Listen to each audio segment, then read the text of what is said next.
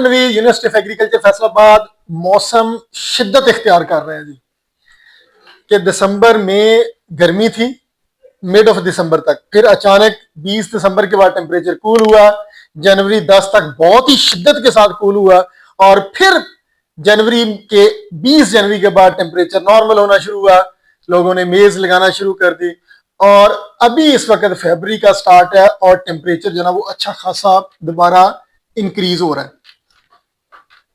रात का टेम्परेचर अगर मैं बात करूं तो मिनिमम 10 और मैक्सिमम 16 रात का टेम्परेचर नाइट का, और दिन में मिनिमम 12 और मैक्सिमम 22-24 डिग्री सेल्सियस। और याद रखिएगा कि मिड फरवरी में हीट वेव एक्सपेक्टेड है और बहुत शदीद हीट वेव तो नहीं लेकिन 25-26 टेम्परेचर जाएगा और वो टेम्परेचर गंदम की पोलिनेशन को हार्म कर सकता है। गंदम पोलिनेशन पे है 90 दिन 100 दिन पे 110 अर्ली स्विंग वाले, तो वो जो पोलिनेशन में हाई टेम्परेचर या ये दिन और रात का जो डिफरेंस है, रात का गर्म होना ये परेशान कौन है पौधे के लिए। पौधा रेस्ट नहीं कर रहा, पौधा गर्मी की वजह से अपने आप को एंगेज रख रहा है कि जैसे दिन ही चल रहा है, उसको रेस्ट नहीं मिला, वो फोटोसिंथेसिस बना रहा है। तो ये जो हाई टेम्परेचर रात का और स्पेशली दिन और रात का अचानक से 10 डिग्री से ज्यादा बढ़ जाना, ये पौधे के लिए डेंजरस हो सकता है, गंदम की पैदावार को मुतासर कर सकता है। पहला अगर इसका नुकसान होगा, पोलिनेशन मुतासर हो सकती है। आपका टेम्परेचर बढ़ा पोलिनेशन के लिए तो डेफिनेटली यहाँ पे पोटाश और बोरान, बहुत सारे दानिशवर रिकमेंड कर रहे हैं पोटाश और बोरान से ज्यादा या उसके साथ साथ NP, calcium, magnesium, amino acid और ट्रीहिलोज, कुछ और इंपॉर्टेंट चीजें, फिनोलिक्स कंटेंट भी इंपॉर्टेंट है। तो हम जैसे यूनिक क्रॉप चार्ज रिकमेंड करते हैं पोटाश बोरान से ज्यादा इस गर्मी को टैकल करने के लिए। सारे न्यूट्रेंट चाहिए पौधे को, तो फोलियर लाजमी करवाएं फ्लैग लीफ या गोब के ऊपर पौधे को एनपीके, पोटाश बोरान के साथ एनपी और कैल्शियम, मैग्नीशियम, सल्फर, बोरान हमारा यूनिक क्रॉप चार्ज सबसे बेस्ट है। दूसरा जो पोलिनेशन के अलावा मुतासर हो सकता है, रस्ट का अटैक।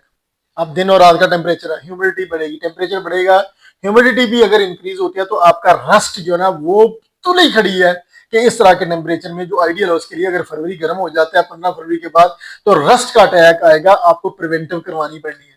पोलिनेशन के दौरान इसमें कुछ ऐड कर लें या पोलिनेशन के फौरन बाद आप प्रिवेंटिव जो ना फंजीसाइड स्प्रे करेंगे और उसमें बायोलॉजिकल ऑर्गेनिक भी हो सकता है, वेस्ट डिकम्पोजर का स्प्रे बायोएक्टिव सल्फर के एक्सट्रैक्ट के साथ, बायोसल्फर के बायोसिलिका के एक्सट्रैक्ट के साथ वेस्ट डिकम्पोजर का स्प्रे बेहतरीन प्रिवेंटिव है।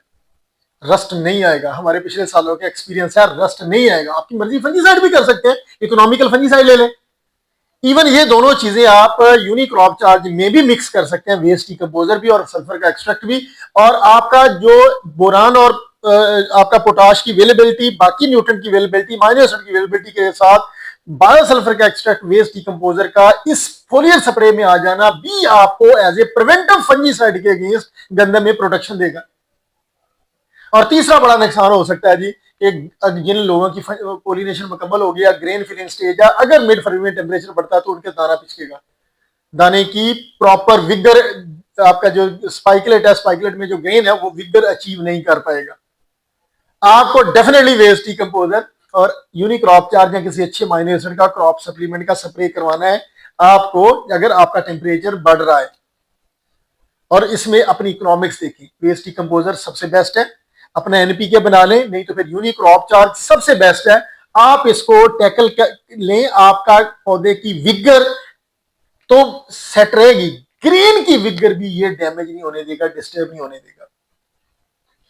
फसल आपकी वक्त से पहले नहीं मैच्योर होगी, पूरा टाइम लेगी, और याद रखें जब पूरा टाइम लेगी तो फिर ही प्रोडक्टिविटी आती है, यील्ड आती है। तो ये कुछ मेजर्स हैं जो करने वाली हैं, जो बदलते मौसम के तेवर के साथ जो खदशात हैं वो हमने डिस्कस किया और उनका सोल्यूशन भी आपके सामने रखा है। Thank you.